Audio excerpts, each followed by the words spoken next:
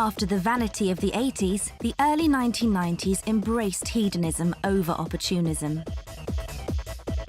En termes de musique, on a deux axes qui vont être importants. C'est l'explosion de la musique techno et les rave parties, les free parties, donc plus de liberté et un mélange des styles. Et on a dans le rock le mouvement que la presse surtout va appeler grunge. C'est celui qui ne s'habille pas. C'est plus tout est dans la tête et moins dans les poches.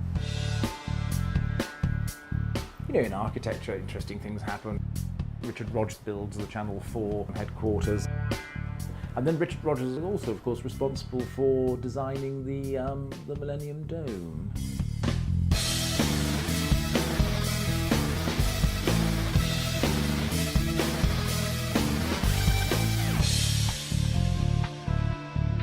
The 90s was a mixed period, but the Millennium Dome seems to me to be a perfect metaphor of Blair's government, which arrives in 1997. The Millennium Dome, sort of, magnificent, full of promise, but absolutely vapid and empty, and sort of, nothing at the core of it.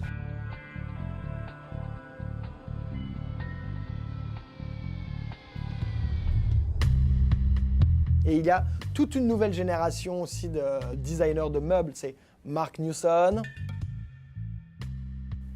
c'est Tom Dixon en Angleterre, bien pensé dans des nouveaux matériaux, mais qui s'intègrent dans le minimal.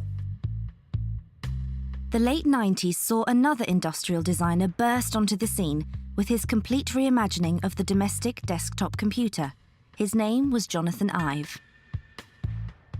Jonathan Ive, a modest but very talented young designer who leaves London and goes to work in California. In late 1990s, he introduces the iMac computer, for Apple. What did he do? Ive had been toiling diligently in California, just supervising the manufacture of aesthetically ordinary beige computer products. But when Steve Jobs, Apple's founder, came back, Jobs recognized the talent, and Jobs and Ive became Lennon and McCartney. They did something much more magnificent together than they ever would have done separately.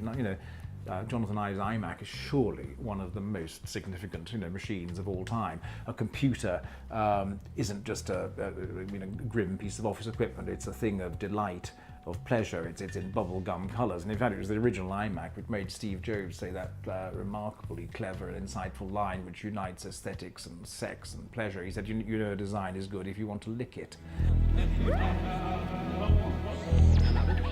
And in a sense, it's got something, without trying to stretch the point, it's got something in common almost with the Renault Twingo, which of course itself in the earlier 90s came out in an astonishing range of colours. In fact, it says something about the curious genius of Patrick Lequemont, the Renault designer responsible for the Twingo. He actually refused initially to produce the Twingo in white, which was then the most popular colour for French cars. He insisted instead on that you must have it in sort of masticated pistachio or sick parrot or old tomato soup.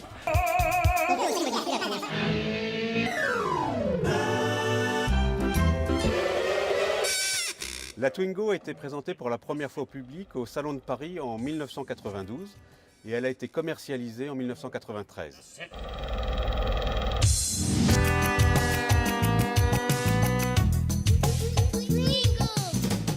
Renault avait été pionnier avec l'espace, puis ensuite a décliné Scénic en milieu de gamme, et la Twingo vient parachever cette gamme de monospace avec un petit véhicule citadin, mais très fonctionnel et avec une bouille extrêmement sympathique. Donc vous voyez que cette voiture est toute ronde, elle n'a pas véritablement de capot, la face avant est dans le prolongement du pare-brise, et puis elle a deux phares ronds qui la font ressembler un peu à un batracien, une petite grenouille, et qui lui donnent un air éminemment sympathique.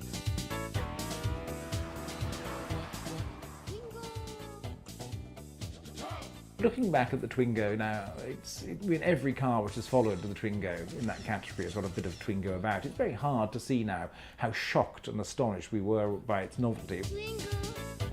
Lors de la présentation de la Twingo en 92, moi j'étais jeune journaliste, donc je m'en souviens très bien. Elle avait un peu surpris, il y avait ceux qui adoraient, ceux qui détestaient.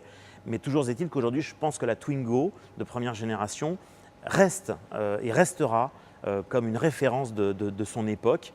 Moi, ma première voiture personnelle que j'ai achetée neuve, c'était ça, c'était une Twingo. Et je pense qu'aujourd'hui, c'est quelque chose d'indissociable de l'histoire de Renault et de l'équipe de Patrick Lequément à cette époque-là.